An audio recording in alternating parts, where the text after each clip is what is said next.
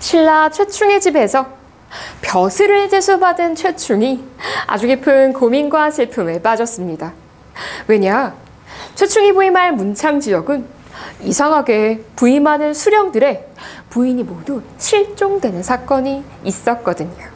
최충은 방법을 하나 생각합니다. 부인의 손에 명주, 실을 묶어 부인이 어디론가 납치가 되더라도 그 실을 따라 실종된 부인을 찾을 수 있게끔요. 최충이 문창에 부임하자 정말 며칠 있다 부인이 실종됩니다. 먹구름이 끝날 방 안에 있던 부인이 호련히 사라진 것입니다. 최충은 놀란 마음을 진정하며 실을 따라 부인을 찾으러 갑니다.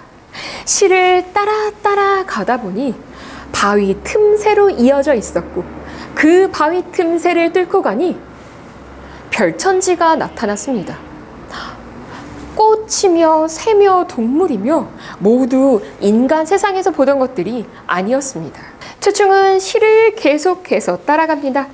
실은 어느 집 안으로 이어져 있었습니다. 그 방문 틈새를 엿보자 아니 이게 웬걸? 누런 황금돼지가 우리 부인의 무릎을 베고 있는 것이 아니겠습니까? 그 누런 황금돼지 주변에는 수많은 미녀들이 둘러싸고 있었습니다. 아마도 이전에 있었던 수령들의 잃어버린 부인들이겠죠. 헌데 문제가 한 가지 생겼습니다. 부인이 임신 4개월째 금돼지에게 납치가 됐었고 곧바로 돌아올 수 있었기 때문에 나머지 6달을 채우고 떡하니 아들을 낳습니다. 이 아들의 손톱과 발톱이 약간 다른 사람들과 모양이 달라는데 엥? 최충은 아들의 손톱과 발톱 모양을 근거로 이거 내 자식이 아니라 금돼지 자식 아니냐고 의심을 하기 시작합니다. 최충은 의심을 하다 아들을 길바닥에 내버립니다. 헌데 이상하죠? 동물들이 이 아이를 범하지 않습니다. 밤이 되면 하늘에서 선녀가 내려와서 보호하고 낮에는 하얀 학이 와서 보호합니다. 부인이 간곡하게 청합니다. 여보, 제가 임신 4개월째 납치가 됐던 건데 이게 금돼지 자식이라는 게 말이 됩니까? 정신을 차린 최충은 다시 아들을 찾아가 돌아오기를 말합니다. 그런데 3살 된 어린아이가 이렇게 말합니다. 아버지는 저를 금돼지 자식이라고 해서 버렸고 이제 와서 또 돌아오라고 하니 부끄럽지 않으십니까? 제가 어떻게 금돼지 자식이겠어요? 이목구비가 사람이랑 똑같은데요. 저는 아버지에게로 돌아가지 않을 거예요. 저는 바다로 들어가 섬에 살 거예요. 이 범상치 않은 아이가 바로 우리의 주인공 최치원입니다. 깊이 반성한 최충은 최치원이 살고 있는 바닷가 섬 근처에 큰 누각을 짓고 다락방을 만들어 치원이 편안하게 거주할 수 있게 돕습니다. 아들은 아버지의 진심을 알고 아버지와 아들의 갈등은 일단락됩니다. 치원이 누각 위에서 생활할 때 종종 하늘에서 신선들이 내려왔습니다. 치원은 신선들과 교류하며 뛰어난 문장가로 성장하게 됩니다. 치원은 종종 바닷가에서 시를 지어 읊었는데 그 소리가 청아하고 참 듣기 좋았습니다. 멀리 중국 천자에게도 그 맑은 소리가 들렸습니다. 아니, 이 맑고 음률이 좋은 이 시를 짓는 사람이 대체 누구인가? 동쪽 신라에서 들리는 듯하니 알아보고 오너라. 천자가 보낸 사신들은 신라에 뛰어난 문장가들이 많다는 내용을 전합니다. 천자는 분노합니다. 우리 대국도 아니고 고작 너희 소국에 그런 뛰어난 문장가가 많다고? 그럴 리가 없지. 화가 난 황제는 어려운 문제를 하나 신라에 냅니다. 날계란을 하나 솜으로 꽁꽁 싸매고 돌로 된 함에 넣어 봉한 뒤 신라에 보내는 겁니다. 너희가 하찮은 재주로 대국을 업수히 여기는 것 같은데 어디 그럼 너희들의 재주로 이 돌함을 깨뜨리지 말고 안에 있는 걸 맞춰서 시를 한 수 지어 보내봐. 그렇지 않으면 가만두지 않을 것이야. 이때 신라에서 치원은 경성으로 향하고 있었습니다. 왜냐? 경성의 나승상 댁 따님이 그렇게 예쁘다는 소문이 났었는데 궁금했거든요. 원래 영웅은 미인을 좋아하는 법이 아니겠습니까? 치원은 원래의 신분을 속이고 거울 고치는 사람으로 위장하여 나승상 댁으로 들어갑니다. 그리고 본 아가씨 얼굴은 너무나도 아름다웠습니다. 치원은 아름다운 아가씨의 얼굴을 보자 일부러 쨍그랑 하고 고치고 있던 거울을 깨뜨립니다. 그리고 간곡하게 부탁하죠. 제가 거울을 깨뜨렸는데 변상할 돈이 없습니다. 차라리 이 집에 들어와 노복으로 일을 하면서 갚는 것이 어떻겠습니까? 저를 거울을 깨뜨린 노비란 뜻으로 파경노라 불러주십시오. 승상은 파경노에게 말 먹이는 일을 맡겼습니다. 그런데 파경노가 말 먹이는 일을 담당한 그때부터 숲속에서 푸른색 옷을 입은 동자들이 나타나더니 말 한 마리 한 마리를 먹이고 훈련시키는 것이었습니다. 푸른색 옷을 입은 이 동자들은 저녁이 되면 파경노에게 공손하게 인사를 하고 사라졌습니다. 나승상의 부인이 이 일을 신기하게 여기며 승상에게 말합니다. 아무래도 저 파경노가 범상치 않은 사람입니다. 괜히 너무 힘든 일 시키지 맙시다. 그렇게 승상은 파경노에게 화원 관리를 맡깁니다. 희한하게 파경노가 화원 관리를 맡자 이번에는 하늘에서 선녀들이 내려와 꽃을 관리하는 것이었습니다. 그렇게 나승상 댁의 화원은 그 어느 때보다도 아름다운 꽃들로 가득하게 됩니다. 파경노가 화원 관리를 맡은 뒤 나씨 집안의 운영 아가씨는 편하게 화원의 꽃들을 감상할 수가 없었습니다. 남녀가 내외를 해야 했으니까요. 그 소문을 들은 파경노는 고향에 계신 부모님을 뵈러 갔다 온다고 말한 뒤 화원 속에 숨습니다. 파경노가 고향에 내려갔다는 소문을 듣자 운영 아가씨는 화원의 꽃들을 구경하러 나옵니다. 그리고 시 한 수를 짓습니다. 아름다운 꽃들을 보면서 꽃들이 웃건만 웃는 소리는 들리지 않는구나. 그 시를 지은 파경노가 화원 속에서 일어나며 답시를 짓습니다. 숲속에 새들이 울건만 눈물은 보이지 않는구나. 화들짝 놀란 운영 아가씨는 파경노의 존재를 확인하고 방 안으로 뛰어들어갑니다. 이때의 사건이 나중에 큰 역할을 하게 됩니다. 왜냐? 운영 아가씨가 파경노가 지니고 있는 문장력, 문장가로서의 재능을 알아본 계기였으니까요. 이때 신라의 조정은 난리가 나 있었습니다. 중국 천자가 보낸 돌함 속의 물건을 알아맞힐 수가 없었으니까요. 많은 선배들이 나승상을 추천했습니다. 아니, 나승상이 문학도 잘하고 벼슬도 높으니 맡아서 일을 처리해야 되지 않겠습니까? 그렇게 돌함을 안고 집에 돌아온 나승상은 통곡합니다. 이 안에 있는 물건을 마치지 못하면 어떤 방식으로든 우리 집안이 망할 것이라고요. 운영아 씨도 거울을 바라보며 멍하니 앉아서 집안의 문제를 고민하고 있었습니다. 그때 거울 안으로 뒤편에 파경노가 있는 것이 비치는 것이었습니다. 아니, 파경노가 왜? 그때 파경노가 거울 속으로 보이는 운영아 씨를 보며 이렇게 말하고 사라집니다. 거울 속에 보이는 그림자가 당신의 근심을 해결해 줄 수 있을 것이요. 거울 속에 지금 보이는 사람이 누구예요? 파경노잖아요. 자기가 이 문제를 해결할 수 있다는 거죠. 운영아 씨는 그 길로 나승상에게 다가가 그 말을 전합니다. 나승상은 저 어린아이가 그때 치원의 나이가 11세였거든요. 문제를 해결할 수 있을까 싶었지만 지푸라기라도 잡는 심정으로 파경노에게 가서 문제를 해결해 줄 것을 요청합니다. 하지만 파경노는 단번에 수락하지 않습니다. 왜냐? 따로 원하는 바가 있잖아요. 여러 번의 대화 끝에 파경노는 운영아 씨와의 결혼을 요구합니다. 나승상은 저 하인과 우리 딸의 결혼?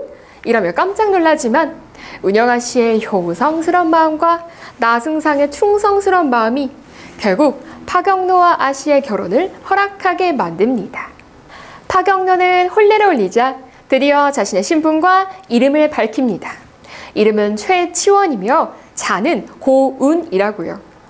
그래서 이 소설의 제목이 최치원의 자를 딴 최고운전인 것입니다. 결혼 후 몇 날 며칠이 흐른 뒤 드디어 치원이 시를 씁니다. 둥글고 둥근 함 속의 물건은 반은 흰색이고 반은 노란색의 물건이다. 밤마다 새벽마다 울어 때를 알려야 하건만 뜻만 품고 있지 울음을 토하지는 못하는구나 라고요. 이 시는 그대로 중국 황제에게로 갑니다. 중국 황제가 시를 보며 자신이 계란을 넣었으니까 그래 반은 흰색이고 반은 노란색인 게 맞다.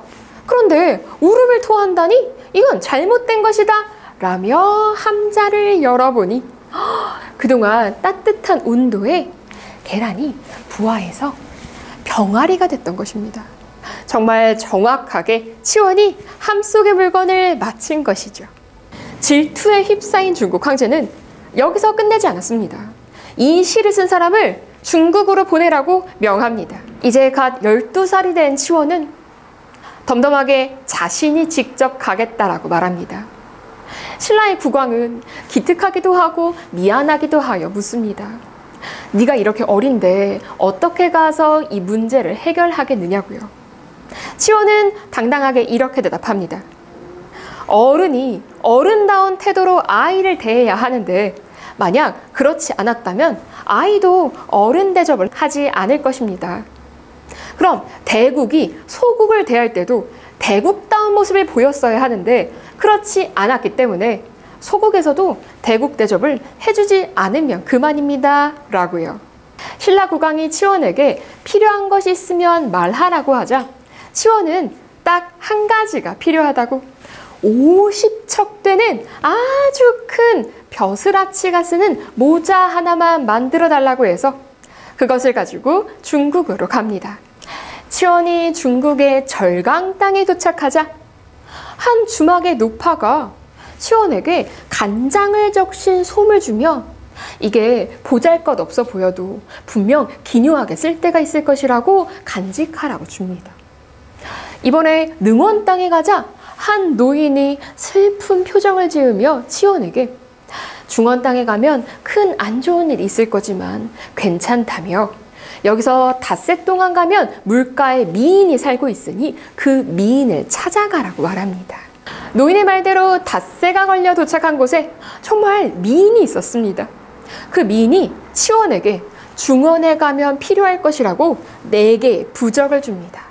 빨강, 흰색, 파랑, 노랑색의 각가지 다른 색깔의 부적이었는데 중원에 가면 4개의 문을 지날 것이라고 첫 번째 문에 빨강색을, 두 번째 문에 흰색을, 세 번째는 파랑색, 마지막 문에 노랑색 부적을 던지면 문제가 해결될 것이라고요. 그런데 왜 이렇게 많은 사람들이 치원을 도와줄까요? 바로 치원이 전생에 천상계의 신선이었기 때문입니다. 치원은 천상계 신선이었을 때 옥황상제가 꽃이 피었는가? 라고 묻자 아직 꽃이 피지도 않았는데 꽃이 피었습니다 라고 잘못 말한 것이 죄가 되어 인간 세상으로 떨어져 인간으로 살고 있는 것입니다. 그래서 소설 전체적으로 천상계의 도움을 받으며 문제를 해결해 나가는 모습을 보입니다. 이때 황제는 치원이 오면 가만두지 않으리라는 생각으로 각각의 문마다 장치를 만들어 놓습니다. 첫 번째, 두 번째, 세 번째 문은 흙구덩이를 파 이 구덩이 속에 악기 연주하는 사람들을 놓고 치원이 오면 풍악을 울려 정신없는 소리에 휘청거리다가 함정에 빠지게 만들려고요. 만약 첫째, 둘째, 셋째 문을 통과하면 4번째 문에는 사나운 코끼리를 놓아 죽게 만들려는 심산이었습니다. 드디어 치원이 도착했습니다. 그러자 치원은 신라 국왕으로부터 받은 50척이나 되는 모자를 쓰고 문 안으로 들어서려다 이렇게 말합니다. 아이고, 아무리 작은 소국에서도 문이 작아서 못 들어가는 법이 없는데 대국문이라고 해도 뭐 별거 없구만. 이렇게 중국을 조롱하자 중국 황제는 부끄러움을 느끼며 첫 번째 문을 아예 헐어버립니다. 그렇게 문 안으로 들어선 치원에게 요란한 풍악 소리가 들립니다.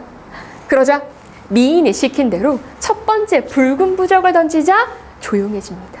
두 번째, 세 번째 문에서도 똑같이 흰색 부적, 푸른색 부적을 던지자 풍악 소리가 멎고 이제 네 번째 문 안으로 들어갑니다.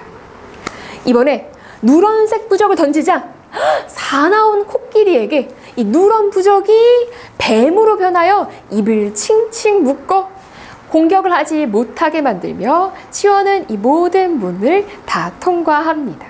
황제는 몇 번 더 치원을 시험하지만 채치원을 당해낼 수는 없었습니다. 결국 중국 황제도 채치원의 능력을 인정하고 중국에 머물도록 합니다. 치원은 중국 과거에서 장원급제를 하고 문신후라는 벼슬에 봉해지게 됩니다. 이때 중국에 황소라는 자가 병사를 거느리고 각각의 고을을 침범하는 일이 있었는데 이걸 최치원이 해결합니다. 아니, 치원은 장수가 아닌데도요. 치원은 황소에게 경문을 써서 보냅니다. 그리고 황소가 그 경문을 보자 스스로 항복합니다. 무가 아닌 문으로서 중국의 큰 문제를 해결한 치원은 중국 황제로부터 큰 총애를 받습니다. 더불어 많은 신하들의 질투도 받았고요. 치원은 많은 신하들의 질투로 인해 모함을 받고 남쪽 먼 섬으로 귀양을 가게 됩니다. 먹을 것 하나 없는 섬이었기 때문에 신하들은 그리로 가면 치원이 당연히 죽을 것이라고 생각했습니다. 하지만 그 사람들의 기대와 달리 치원은 멀쩡하게 살아있습니다. 왜냐? 그때 중국 절강에 도착했을 때 노파가 준 간장 먹인 솜! 그 솜을 하루에 한 번만 이렇게 빨아먹어도 하루 종일 배가 고프지가 않았습니다. 그 후 치원은 도술로 중국에서 신라까지 가는 큰 다리를 만들어 신라에 돌아갑니다. 그리고 부인과 함께 가야산으로 들어가 생을 마감합니다.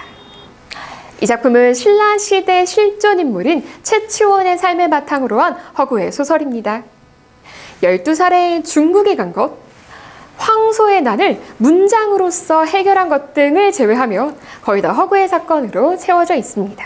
우리 민족이 중국으로부터 받은 순환을 문학으로나마 보상받고자 하는 소설은 꽤 있습니다. 박시전, 임진록, 임경업전 등이 그러합니다. 보통 이런 작품들은 무술로서 무력으로 힘을 과시하려 한다면 독특하게 최고원전은 무가 아닌 문장의 힘으로 조선의 위상을 높이는 모습을 보여줍니다.